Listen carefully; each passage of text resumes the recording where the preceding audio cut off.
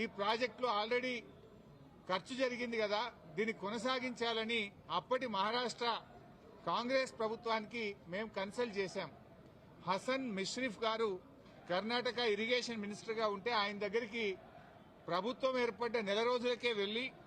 మీరు దయచేసి మాకు అనుమతి ఇవ్వండి, మేము ఇక్కడే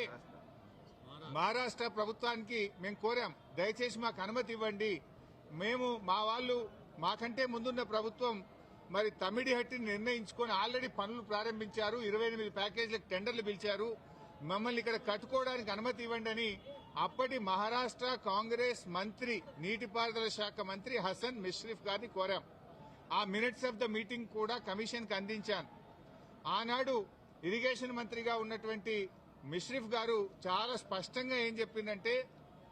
మేము 7 ఏళ్లుగా ఇక్కడ కట్టడానికి ఒప్పుకోలేదు, మా రాష్ట్రంలో ధర్నాలు ఉద్యమాలు జరుగుతా ఉన్నాయి, మేము 152 మీటర్ల దగ్గర ఒప్పుకోలేము, ఈ విషయం మీద మా ముఖ్యమంత్రి పృథ్వీరాజ్ చౌహాన్ గారు మీ ముఖ్యమంత్రి కిరణ్ కుమార్ రెడ్డికి ఇప్పటికే లేఖ రాశారు అని ఆ లేఖ నాకు అందించారు. ఆ లేఖని ఇప్పుడు కమిషన్ దృష్టికి తీసుకుపోయాను నేను. ఆ లేఖలో ఏముందంటే, మీకు మీరుగా నిర్ణయించుకొని పనులు ప్రారంభిస్తే మీరు చేసే ఖర్చు, మీరు చేసే డబ్బు ఏదైతే ఖర్చు చేస్తుందో అదంతా వృధాగా మారే అవకాశం ఉంది అని పృథ్వీరాజ్ చౌహాన్ గారు మన రాష్ట్ర ముఖ్యమంత్రికి రాసిన లేఖను